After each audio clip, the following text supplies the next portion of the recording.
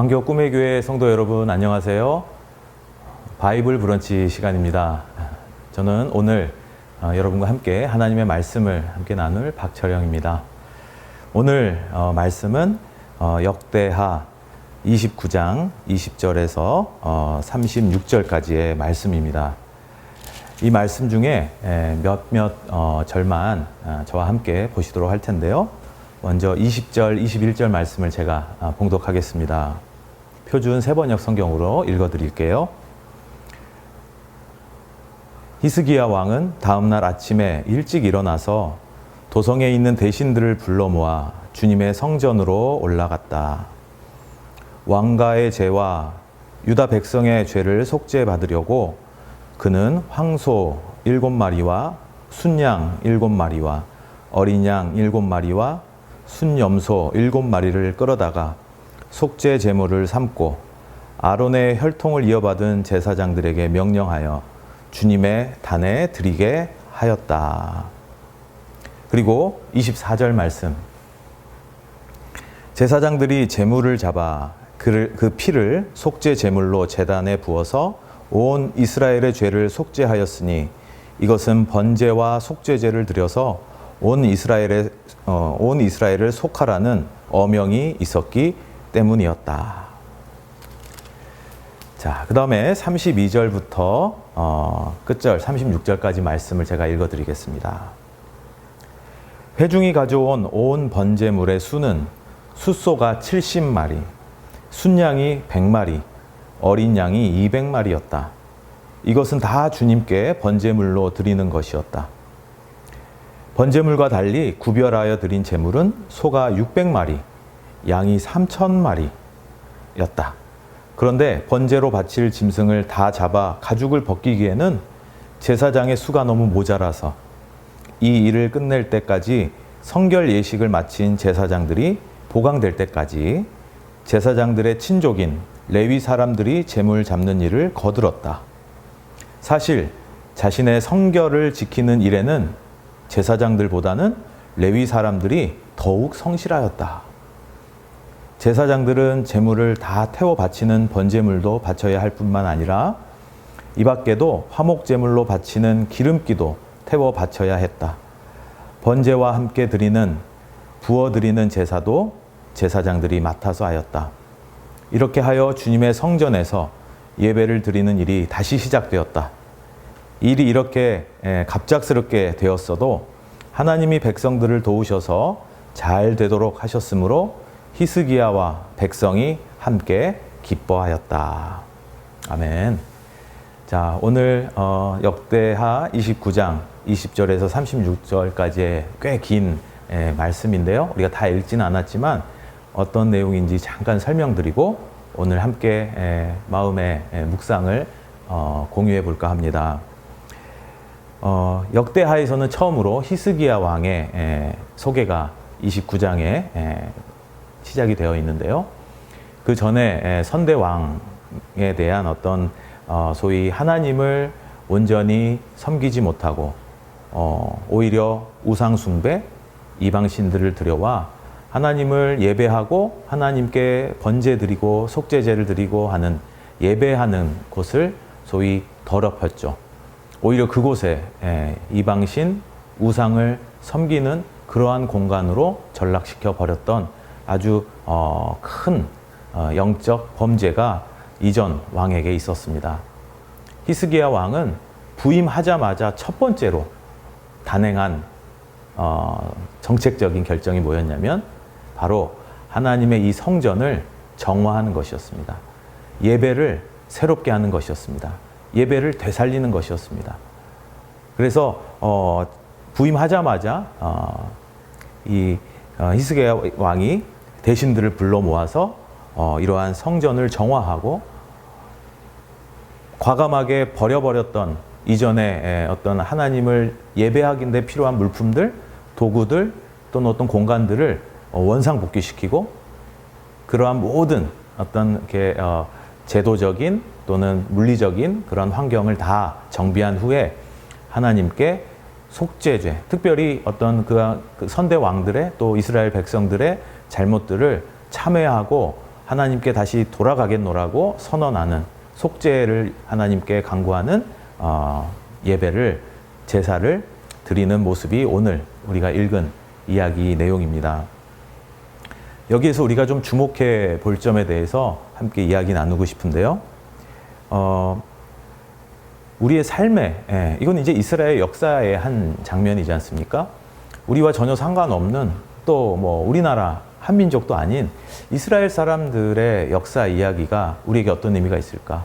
우리가 여기에서 생각해 볼 것은 바로 이 우주 만물의 창조주이신 한 분이신 하나님을 그 민족들이 특별히 선택받은 민족으로서 하나님의 어떤 그 선민으로서 하나님의 복을 누리고, 또 다른 사람에게 하나님의 그 존재하심을, 하나님의 역사하심을 증거하는, 또 증인이 되는 그러한 삶을 살기는커녕 하나님께 받은 축복을 오히려 잊어버리고 오히려 우상, 이방신들을 들여와 하나님의 성소에서 범죄하였다는 그러한 너무나도 안타깝고 또는 이렇게 화가 나는 그런 이야기들이 지금까지 있었지만, 이 히스기야 왕이 그 하나님과의 관계를 회복하기 위해서 어떤 노력들을 하였는지, 그걸 통해서 우리의 삶을 되돌아볼 수 있을 것 같습니다. 여러분, 우리의 삶은 어떻습니까? 우리의 삶은 하나님을 내가 믿고 예수 그리스도를 나의 영혼의, 나의 삶의 주인으로 여기고 삶을 사는 우리의 삶은 성전과 같은 곳이 아닐까요? 그런데 어느덧 우리가 시간이 지남에 따라 하나님의 은총 가운데 살아가면서 때로는 오히려 나의 성전과 같은 삶이 하나님이 아닌 다른 것으로 채워져 있지는 않았는지, 하나님을 섬기는 데 필요했던 나의 삶의 일상의 부분들이 오히려 사라지고 다른 즐거움과 뭔가 나에게 일시적인 쾌락을 주는 것으로 채워지진 않았는지. 그렇다면 오늘 우리는 이 히스기야가 하나님의 예배를 되살리는 그러한 과정을 들여다보면서 우리의 삶의 모습들을 마치 성전을 정화하고 하나님께 속죄제를 올려드리며 예배를 회복하는 과정에서 우리의 삶도 돌아보면 좋겠습니다. 우선 히스기야 왕이 했던 것은 뭐냐면 선포했습니다. 이전에 내 악행들, 나의 과거들, 어떻게 보면 왕위는 계속해서, 이때 고대 사회에는 그 친족들이 계속해서 계승해오는 아들 또는 뭐 이렇게 같은 뭐 좀 먼다 하더라도 삼촌 뭐 이렇게 계승되어 오는 시기였기 때문에 내 죄가 아닐지 몰라도 나의 아버지의 죄, 나의 선대 왕들의 죄는 결국 나의 과거의 죄와 마찬가지죠. 내가 과거에 가지고 있는 모든 하나님을 멀리하는, 하나님을 대신했던 것들에 대해서 우리 한번 오늘 기억해 보시면 좋겠습니다. 혹시 아직도 나의 삶의 성전에 그러한 것들이 자리하고 있다면 과감하게 그것을 되돌려 놓으십시오. 바로 하나님을 처음 믿었을 때 그 감격, 또 하나님을 내가 예배할 때 가지고 있었던 열정과 헌신의 마음, 또 하나님을 사랑하고 하나님의 은총에 감사하는 그 간절한 마음, 이것들이 반드시 우리의 삶의 성전에 원위치 되어야 되는, 회복되어야 되는 것이 아닐까 생각합니다. 자, 오늘 우리가 읽은 말씀 중에 속죄제, 번제, 뭐 화목제, 소위 엄청난 고대 사회의 예배는 일종의 이렇게 굉장히 짐승을 정결법에 따라서 이렇게 조치하고 가죽을 벗겨내고 피를 분리해내고 해서 피는 또 따로, 기름은 따로 태우고 하는 그런 아주 복잡하고 어려운 그러한 과정이었습니다. 거의 중노동이었겠죠.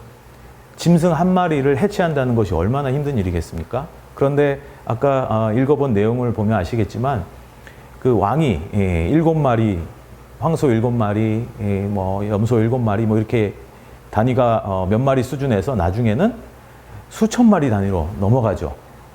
이것을 해체한다고 생각해 보세요. 보통 일 아닙니다. 우리가 그냥 글로 읽을 때 그거를 많은 그 재물이 많았나 보다, 제사에 번제로 사용되는 동물이 많았나 보다, 이 정도 생각할 수 있을지 모르지만 한번 상상해 보십시오. 몇 마리, 몇십 마리, 몇백 마리, 몇천 마리를 해체해서 가죽은 가죽대로, 피는 피대로, 기름은 기름대로 구별해서 어떤 절차에 따라 다 남김없이 태우고 하는 어떤 그 일을 한다고 하는 것은 정말 보통 일이 아니고 엄청난 힘과 노동력이 필요한 일이었을 것입니다. 그래서 제사장들이 할 수가 없었어요. 오로지 정결법에 따라 성결한 상태가 된 제사장들만이 그러한 작업을 할 수 있었는데 일손이 모자라니까 친족인 레위인들에게 그런 일들을 부탁하게 되죠.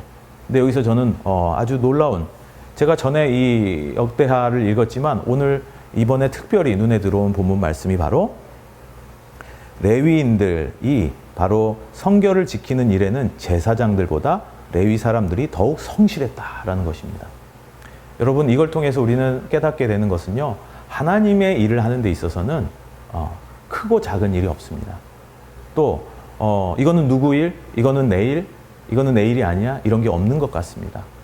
때로는 굉장히 남들이 인정해 주지 않는, 남들이 보기에 하찮은 것 같은, 대단하지 않은 것 같은, 또는 뭔가 많은 에너지가 들고 힘들기만 하고 티도 나지 않는 일인 것 같은 일도 이 레위 사람들처럼 성실하게, 하나님의 일에는 우리가 성실함으로 해야 된다는 것을 오늘 말씀을 통해 다시 한번 저는 깨닫게 되었습니다.